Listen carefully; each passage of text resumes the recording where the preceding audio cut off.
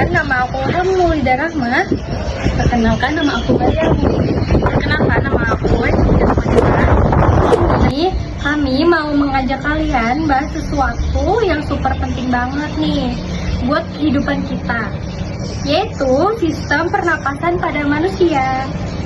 Coba deh, kalian sadar nggak?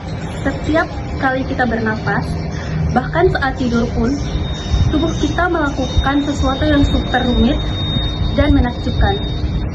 Nah, dalam sistem inilah tubuh kita bisa mengambil oksigen dari udara dan membuang karbon dioksida, yaitu gas sisa dari pembakaran energi. Tanpa sistem pernapasan ini, kita nggak bisa jalan, mikir, apalagi hidup dengan normal.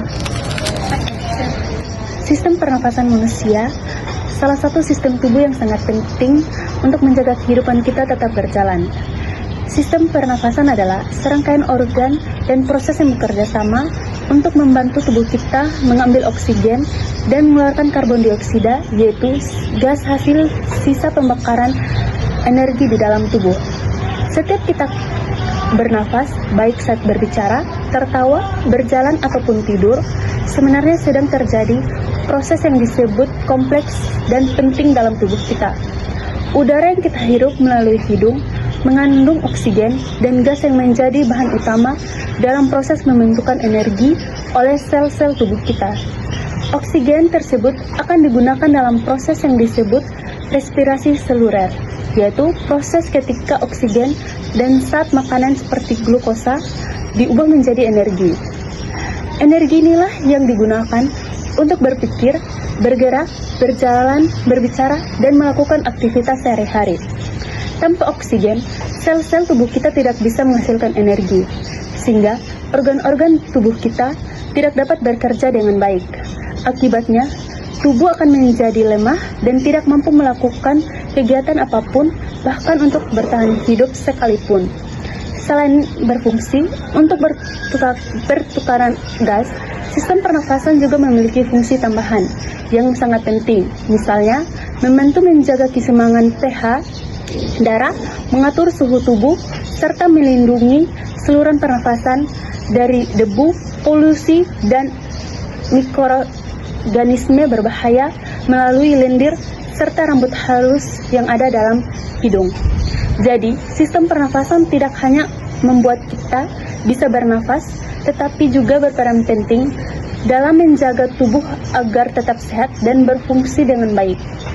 Nah, lebih jelasnya, sekarang teman saya akan melanjutkan dengan menjelaskan organ-organ penyusun sistem pernafasan manusia, beserta fungsi masing-masing bagiannya. Sekarang saya akan menjelaskan tentang organ-organ yang membentuk sistem pernapasan pada manusia. Secara umum, organ pernapasan manusia dibagi menjadi dua bagian utama, yaitu bagian atas dan bagian bawah. Bagian atas pertama yaitu hidung, yaitu tempat pertama udara masuk ke dalam tubuh kita. Di dalam hidung terdapat rambut halus dan lendir yang berfungsi untuk menyaring debu, kotoran, serta mikroorganisme agar tidak masuk ke paru-paru. Selain itu, udara juga dihangatkan dan dilembabkan sehingga nyaman untuk dihirup. Yang kedua yaitu faring atau tenggorokan, merupakan saluran yang menjadi persimpangan udara, saluran pernapasan, dan saluran pencernaan. Udara yang masuk dari hidung akan melewati faring sebelum menuju laring. Yang ketiga yaitu laring, atau yang sering disebut dengan kotak suara, adalah tempat pita suara berada.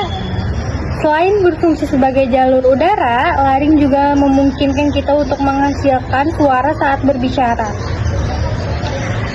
Selanjutnya, bagian bawah terdiri dari trakea, yaitu saluran utama yang menghubungkan laring dengan paru-paru. Dinding trakea mengandung cincin tulang rawan yang membuatnya tetap terbuka setiap saat, sehingga udara bisa keluar dan masuk dengan lancar. Yang kedua yaitu bronkus.